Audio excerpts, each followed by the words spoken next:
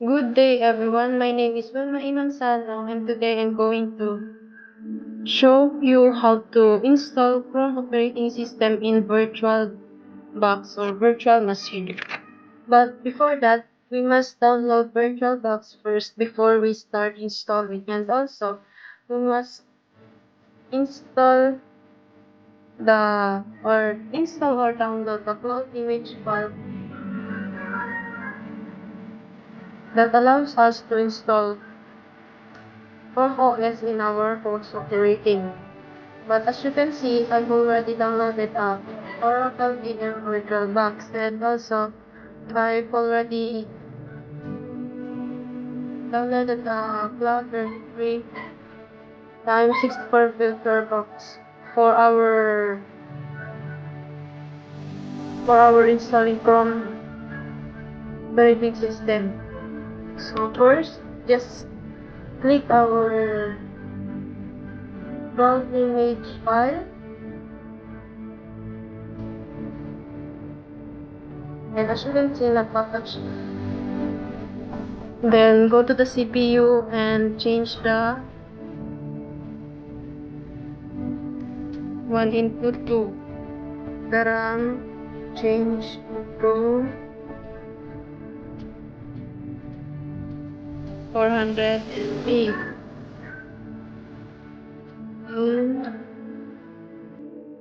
Ignore the others, then click finish.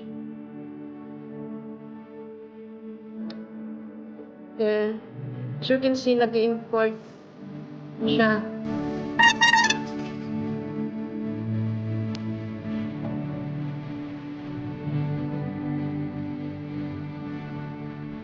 Pag natapos na, makikita na ito. Magpapakita ito, then punta tayo sa settings. At pindutin ang system. Doon, dito, gagawin natin itong 400 MB. And next sa display.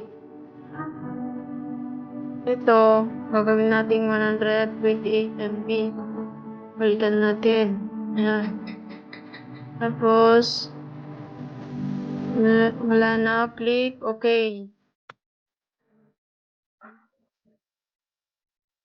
Then, pag natapos na yon, start na natin. At magpapakita ito.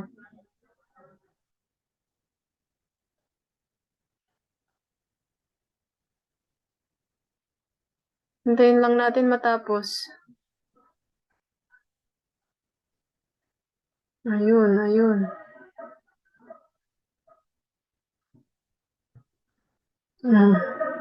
Yan, nagpapakita na. Running.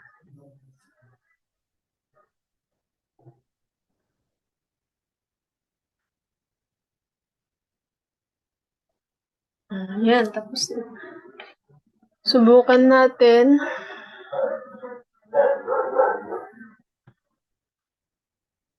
Click capture. Then, click continue. Yan. Loading na. Not now. Then, mag-browse as guest lang muna tayo ngayon. Click.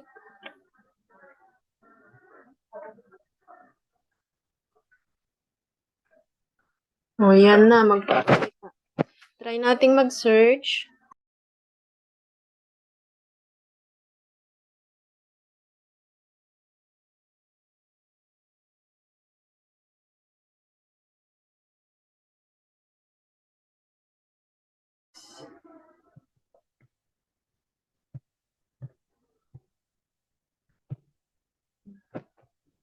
Then, click OK.